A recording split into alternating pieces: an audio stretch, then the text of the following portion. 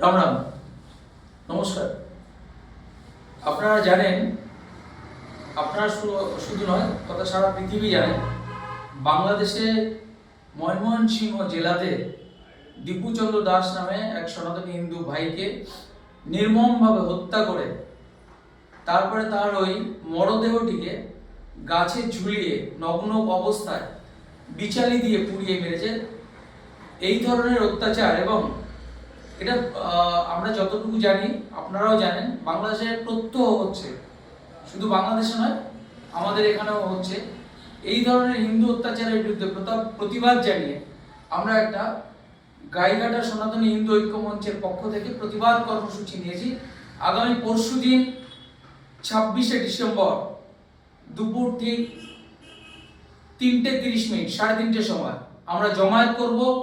দুপুর ঠিক 3:30 সময় গাইঘাটা বাজার স্টেট ব্যাংকের সামনে আমরা এখান থেকে কর্মসূচিটি নিয়েছি। এখান থেকে শুরু করব, করে আমরা গাইঘাটা থানার সামনে যাব।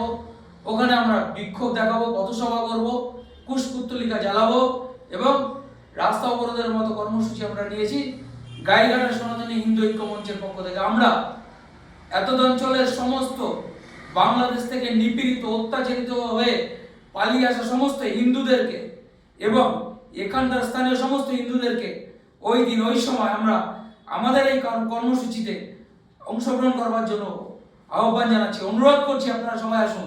হিন্দুরা কতটা শক্তিশালী দেখানোর সময় এটাই। এই সময়টাকে আমরা কাজে লাগিয়ে দেবো।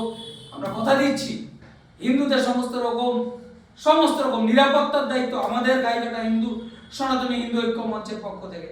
সকলে ভালো থাকবেন। ওই দিন সবার সঙ্গে দুপুর ঠিক 3:30 সময় গাইঘাটা বাজার স্টেট ব্যাংকের সামনে দেখা হচ্ছে।